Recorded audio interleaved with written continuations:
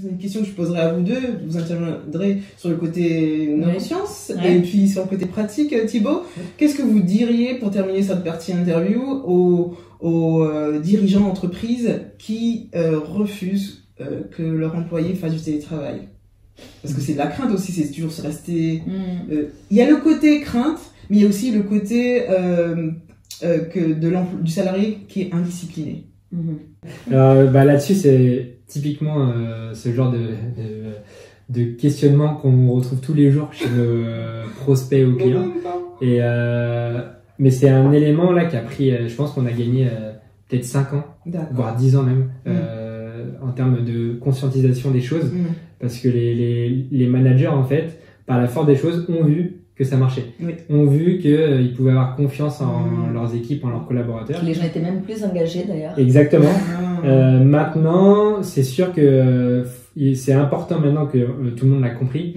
C'est important que ça soit accompagné et organisé. C'est ça. Parce que en fait, ça nous est tombé dessus quand même du jour au lendemain, en mars. Donc les entreprises étaient vraiment, c'était vraiment la panique totale.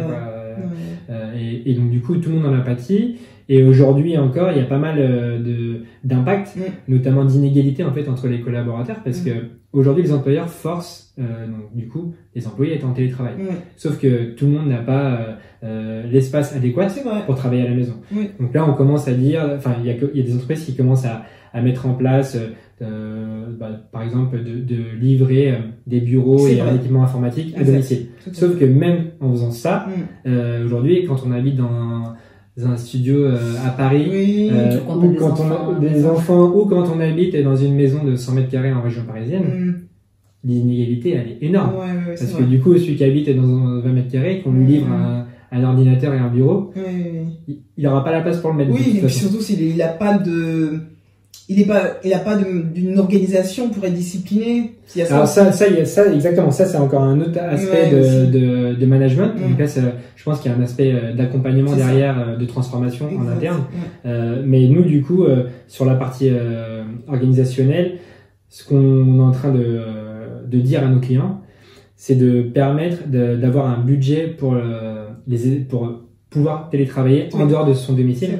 Et au moins, si tous les collaborateurs ont le même budget, là on réduit les inégalités parce que du coup on donne la même possibilité à chaque collaborateur.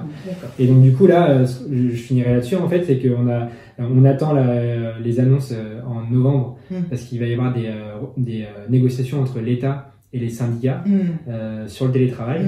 Et ça, on attend avec impatience et on espère qu'ils vont aller dans ce sens-là pour aider les entreprises à pouvoir faciliter ça. Et vous, pour moi, après, la base, on va dire un amont de cette peur, de ces choses-là, ou du fait qu'il y a vraiment des gens qui, du coup, vont pas être disciplinés, etc. C'est besoin, entre guillemets, des contrôles parce qu'ils manquent de confiance, finalement. Pas sur soi, mais aussi les uns et les autres.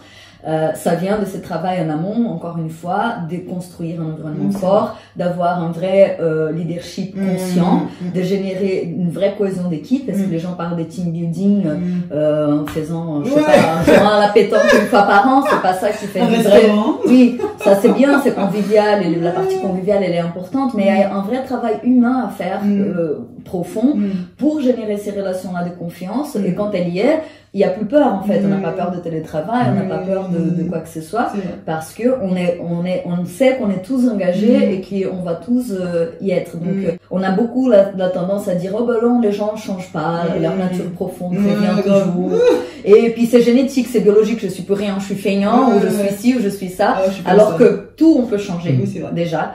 Même notre génétique aujourd'hui on sait. Donc quand je vous avais dit au départ que on peut avoir des prises sur au moins 2/3, on va dire de ça, c'est parce que bon on a forcément une partie génétique et structurelle qu'on peut pas trop bouger, mais on a la plupart, donc le plus de 2/3 qui est des choses acquises, donc qu'on peut entraîner et qu'on peut faire, y compris dans nos relations avec les autres et avec nous-mêmes.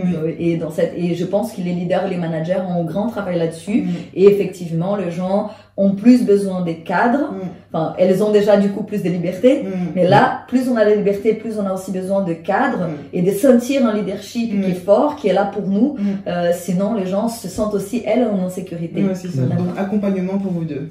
Et le leadership doit être presque personnalisé, parce qu'il y a des gens qui ont beaucoup plus besoin de sécurité des cadres, t'as d'autres qui ont beaucoup plus besoin d'autonomie, des libertés, et qui vont être d'autant plus engagés s'ils ont ce dont ils ont besoin. C'est ça, exactement. Puis il y en a qui sont un peu trop freestyle aussi.